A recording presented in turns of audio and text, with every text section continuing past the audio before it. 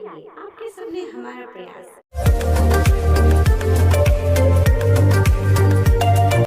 Hello everyone, 19 और 20 तारीख के करंट अफेयर्स को हम लोग यहाँ पे कवर करेंगे। एक तरफ मैं हो जाता हूँ ताकि आपके सामने इमेजेस आते रहे। सबसे पहले बात करेंगे सलमान रुश्दी के बारे में। सलमान रुश्दी ब्रिटिश भारतीय नॉवेलिस्ट हैं, उपन्यासकार हैं।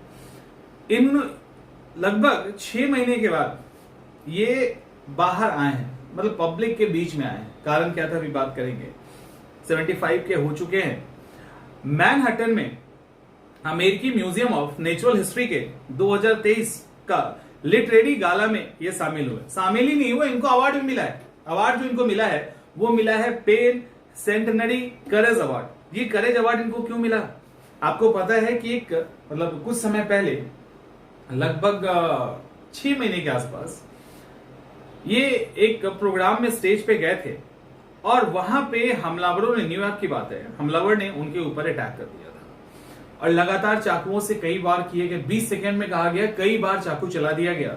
स्थिति ये हुई कि इनकी एक आंख चली गई और मतलब और भी बहुत सारा नुकसान इनको झेलना पड़ा।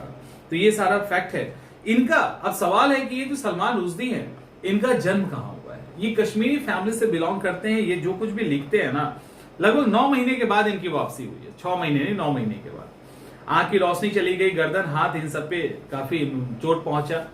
तो ये एक कश्मीरी फैमिली से बिलोंग करते हैं और इनका जन्म मुंबई में हुआ था। बाद में ब्रिटेन चले गए क्योंकि वहीं पे इनके फादर काम करते थे।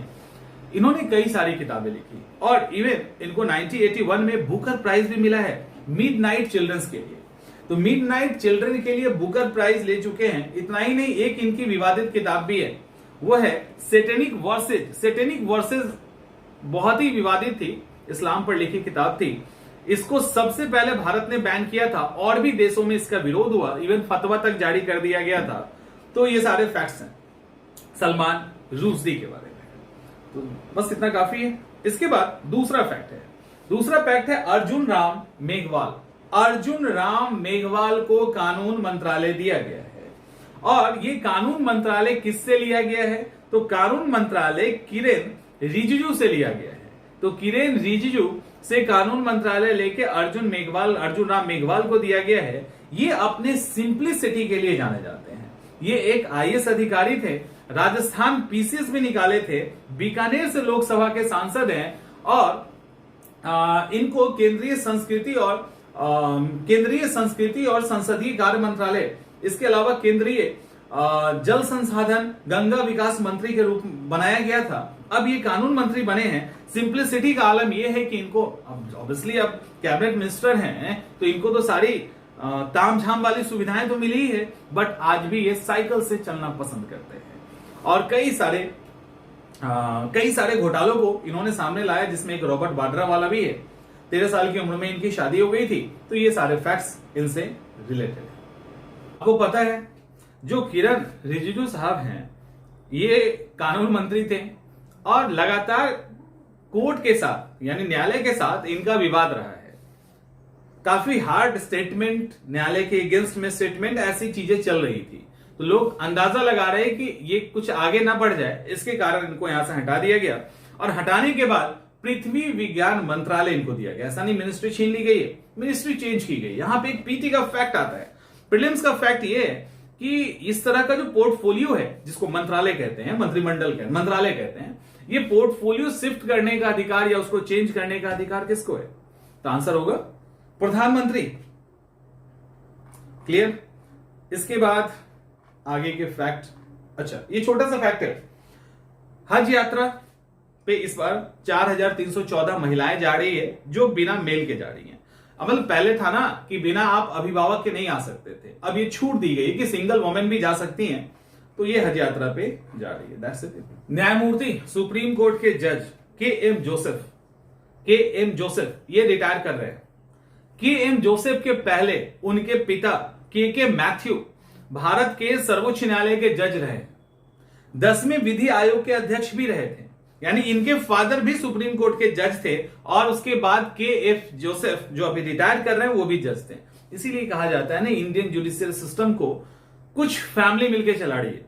जो उसके ऊपर क्रिटिसिज्म है न्यायालय पे, वो एक्चुअली में यही है। तो के एम जोसेफ केरल के कोट्टायम डिस्ट्रिक्ट से बिलोंग करते हैं और अब ये सुप्रीम कोर्ट से रिटायर कर गए। अपने टाइम में अलग अलग तरह के डिसीजन देने के लिए जाने जाते हैं, जैसे 2016 में शासन लगाने का जो बीजेपी उत्तराखंड में बीजेपी का जो निर्णय था उसको इन्होंने रद्द किया। केरल में हाईकोर्ट में जब वो जज थे उस दौरान भी उन्होंने कई सारे माफिया के खिलाफ काम किया, तो वो जाने जाते हैं। अब सुनिए, वंदे भारत अभी हुआ क्या, वंदे भारत में अब स्लीपर क्लास भी आ रहा है। अभी तक तो चेयर था, वंदे भारत में अब स्लीपर क्लास भी आ रहा है। यहां पे ये कहा गया है कि जून के लास्ट तक देश के जितने भी देश का जो भी हिस्सा है लगभग सारा स्टेट को कवर कर लिया जाएगा वंदे भारत से। 400 वंदे भारत पूरी मतलब अभी जो है टोटल 400 वंदे भारत चलाने का योजना है। नॉर्थ ईस्ट को भी वंदे भारत जल्दी दिया जाएगा। ओडिशा को अभी अभी वंदे भारत दिया गया, पुरी से हावड़ा के बीच में। तो वंदे भारत से जून के अंत तक सबको जोड़ दिया जाएगा। ये तो चलिए ठीक है, जून के अंत तक जोड़ दिया जाएगा। लेकिन अभी केंद्रीय रेल मंत्री कौन है, तो अश्विनी वैष्णव है। तो इस वंदे भारत में अभी हुआ क्या कि ओडिशा को भी एक वंदे भारत दिया गया। तो ओडिशा को एक दे दिया गया, एक दूसरा देने की बात चल रही है। 400 टोटल चलाना है, जून के लास्ट तक सबको कनेक्ट कर दिया जाएगा, सारे स्टेट को एक एक कम से कम तो दे ही दिया जाएगा। अब सवाल यह है कि वंदे भारत तो ठीक है, अब उसमें वंदे स्लीपर भी लाया जा रहा है, यानी स्लीपर के कोच भी ऐड किए जाएंगे। लेकिन एक और ट्रेन आ रही है, एक और टाइप की ट्रेन आ रही है, दैट इज वंदे मेट्रो। उसको वंदे मेट्रो कहा जाएगा। सवाल है वंदे मेट्रो का मतलब क्या है। देखिए, वंदे मेट्रो वो ट्रेन होगी जो लगभग 100 से 300 किलोमीटर की दूरी को कवर करेगी, यानी शहरों के बीच में, जैसे शताब्दी ट्रेन चलती है ना शहरों के बीच में, उस तरह से वंदे मेट्रो ट्रेन चलाया जाएगा जो 100 से 300 किलोमीटर के बीच के शहरों को कवर करेगी। लेकिन इंपॉर्टेंट क्या है, इंपॉर्टेंट ये है कि जो वंदे मेट्रो होगा वो हाइड्रोजन बेस्ड होगा। ये इंपॉर्टेंट है। जो वंदे मेट्रो होगी वो हाइड्रोजन बेस्ड होगी और भारतीय इंजीनियर ने इसको डिजाइन किया है और पूरी तरह से ये इंडियन टेक्नोलॉजी से है। सवाल है ये वंदे मेट्रो सबसे पहले कहां चलेगी, तो वंदे मेट्रो सबसे पहले देहरादून से काठगोदाम तक चलाया जाएगा। जून के लास्ट तक संभावना है कि कुछ ऐसा हो जाए। तो वंदे उत्तराखंड के देहरादून से यानी दून से काठगोदाम के बीच में इसको चलाने की योजना है। प्रोजेक्ट पे काम स्टार्ट हो चुका है। तो ये सारा चीजें, सारा निर्माण भारत के अंदर ही हो रहा है। अभी सुप्रीम कोर्ट में 2 नए जज आए हैं। सुप्रीम कोर्ट में 2 नए जजों को कॉलेजियम के थ्रू उनको चुना गया है और इसमें आंध्र प्रदेश हाईकोर्ट के चीफ जस्टिस प्रशांत कुमार मिश्रा हैं और जो वहां के सीनियर एडवोकेट हैं जिनका नाम है कलपथी वेंकट रमन विश्वनाथन। तो एक है कलपथी वेंकट रमन विश्वनाथन, वो सीनियर एडवोकेट हैं, और दूसरे प्रशांत कुमार मिश्रा जो आंध्र प्रदेश हाईकोर्ट के चीफ जस्टिस हैं। उनको शपथ दिला मतलब उनके नाम का अनाउंसमेंट हो चुका है और उनको ओथ भी दिलवा दिया गया है डीवाई चंद्रचूड़ के द्वारा जो कि अभी सुप्रीम कोर्ट के चीफ जस्टिस हैं। यहां पे कुछ फैक्ट्स है। कुछ फैक्ट्स ये है कि chief justice as a senior और एडवोकेट ये 10 में ऐसे व्यक्ति हैं जिनको सुप्रीम कोर्ट में जज बनाया गया है। ठीक है, सुप्रीम कोर्ट में जज बनाया गया। इसके पहले 9 व्यक्ति थे और ये 10th बने हैं। इसके अंदर justice MM Sikri, SC Roy, Kuldeep Singh, Santosh Hegde, Rohinton Fali Nariman, UU Lalit, L Nageswara Rao, Indu Malhotra, PS Narasimha, ये सब एडवोकेट से जज बने थे और ये तीसरे हैं। इसमें से 3 जो हैं चीफ जस्टिस भी बने थे। तो ये सारा इंपॉर्टेंट है, दैट्स इट, इतना काफी है। अभी 15th जो फिनांस कमीशन है उसकी एक सिफारिश है। 15वां जो फिनांस कमीशन है, वित्त आयोग है, उसकी सिफारिश के अकॉर्डिंग देश में 8 नए शहर बसाए जाएंगे। पॉपुलेशन बहुत बढ़ता जा रहा है, उनको देखते हुए नए शहरों के डेवलपमेंट का रिकमेंडेशन 15वें वित्त आयोग ने किया था और इसमें मतलब केंद्र सरकार ने ये सोचा है कि कुछ ऐसे शहर हैं जिसपे आबादी का बोझ बहुत अधिक है, तो उसके कारण 8 नए शहर डेवलप किए जाएंगे। इसको लेकर अभी रोड मैप नहीं बना है, बट ये टारगेट में आ चुका है। 15वें फिनांस कमीशन ने सिफारिश तो की ही थी, तो स्टेट जो अलग अलग स्टेट है उनका रिकमेंडेशन किया टोटल 26 शहर डेवलप करने का। लेकिन अभी केंद्र सरकार ने 8 को टारगेट किया है। माने ये जाता है कि एक टाउन डेवलप होने पे 200 किलोमीटर के दायरे में ना इकोनॉमिकल सोशल एक्टिविटी के अंदर बढ़ोतरी होती है। तो ये सारे फैक्ट्स है। अब आते हैं वहां जिसका लंबे समय से इंतजार था, और वो है हमारा नया संसद भवन डिजाइन जो किया गया है, उसका इनॉग्रेशन होने वाला है। जो नया संसद भवन है वो स्टील के पिलर पे है और वो एक लंबे समय तक चलने वाला है। भूकंप रोधी ये सब तो यूज किया ही गया है। इससे रिलेटेड कुछ फैक्ट्स देखते हैं। सबसे पहला कि इस भवन का उद्घाटन पीएम मोदी करेंगे और 28 मई को इसका उद्घाटन होने वाला है। इसी 28 मई को यहां पे 28 मई वो दिन है जब बीडी सावरकर की जयंती भी मनाई जाती है। मामला थोड़ा फंस गया है पॉलिटिकली, लेकिन 28 मई को यह उद्घाटन होने वाला है। इनका लग रहा है कि बीडी सावरकर को इतना महान बनाने वाले हो आप, विपक्षियों का कहना है। तो बीडी सावरकर का जो है उसी दिन जयंती है, तो उसको लेकर एक कंट्राडिक्शन है, तो याद रखिएगा। एक्चुअली ये भी ऐसे भी फैक्ट्स याद हो जाएंगे आपके। और 28 मई को ये उद्घाटन होने वाला है, ठीक है।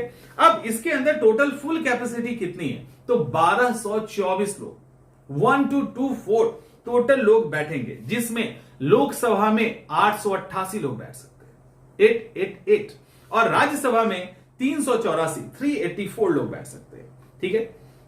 28 तारीख को इसका इनॉग्रेशन हो रहा है। इसके बाद यहां पे कुछ और फैक्ट्स है। इसके अंदर बहुत कुछ बदला है। ये एक्चुअली 4 फ्लोर का, 4 फ्लोर का है, 4 फ्लोर का है। इसके अंदर सिर्फ मंत्री और पार्टियों के लिए ही कमरे नहीं बने हैं, बल्कि हर सांसदों का एक कमरा होगा। इतना बड़ा है ना, सब कुछ बदला है। इसकी इतना ही नहीं, अब जो मार्शल का ड्रेस है ना वो बदलेगा, जो संसद भवन के कर्मचारियों का ड्रेस है वो भी बदलेगा। एक्चुअली उन सब को निफ्ट उनके लिए कपड़े डिजाइन कर रहा है। निफ्ट जिसको राष्ट्रीय फैशन प्रौद्योगिकी संस्थान कहते हैं, तो वो जो डिजाइन करेंगे उसी में उनके मार्शल और कर्मचारी होंगे। अभी इसके बाद मतलब ये एक्चुअली 10 दिसंबर 2020 की बात है, जब फाउंडेशन स्टोन डाला गया था और 2023 में तैयार हो गया इतना बड़ा बिल्डिंग। आप सोचिए कि जब इतना बड़ा बिल्डिंग इतनी जल्दी तैयार हो सकता है, सरकार चाहे तो पुल बनने में 10-10 साल कैसे लग जाते हैं। तो खैर, तो ये सारा चीज हो गया। तो ये फैक्ट्स है। अभी तत्काल में क्या है, लोकसभा में 550 की कैपेसिटी है, 2 को तो हटा दिया गया है। राज्यसभा में 250 है, लेकिन अब लोकसभा में 888 होंगे और राज्यसभा में 384 होंगे।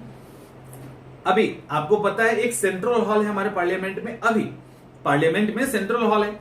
ये जो सेंट्रल हॉल है, इसके अंदर जब भी कभी ज्वाइंट मीटिंग या हमारे प्रेसिडेंट एड्रेस करते थे तो लोग इसमें बैठते थे। अब सेंट्रल हॉल की जगह कमेटी हॉल होगा, ठीक है। उसका नाम मतलब नया डिजाइन किया गया, कमेटी हॉल होगा। इसके अंदर लाउंज है, लाइब्रेरी है, कैंटीन है, ये सब तो सुविधा होगा ही होगा। तो ये सब ध्यान में रख के ये काम किया गया है। आपको एक चीज तो फैक्ट पता ही है कि पॉपुलेशन जो हमारा है 2026 तक कोई भी संख्या नहीं बढ़ेगी। 1971 के पॉपुलेशन के आधार पर इलेक्शन होगा, तो संख्या तो 2026 तक बढ़ नहीं रही है, लेकिन उसके बाद तो बढ़ना तय है। कारण क्या है, बढ़ना तय इसीलिए है कि हमारे यहां 25 लाख लोगों पर एक सांसद है। ये पूरे वर्ल्ड में सबसे बड़ा रेशियो है, तो ये नहीं होना चाहिए। तो इसको लेकर इसको डिजाइन किया गया है कि अब कैपेसिटी तो बढ़ेगी, एक रिस्ट्रिक्शन खत्म होने वाला है उसके बाद। और पुराने संसद भवन में जो पुराना था उससे 17,000 स्क्वायर किलोमीटर बड़ा ये संसद भवन है। तो ये सारे फैक्ट्स यहाँ पे इंपॉर्टेंट फैक्ट्स आज के हो गए। कल हम लोग फिर आगे कंटिन्यू रहेंगे।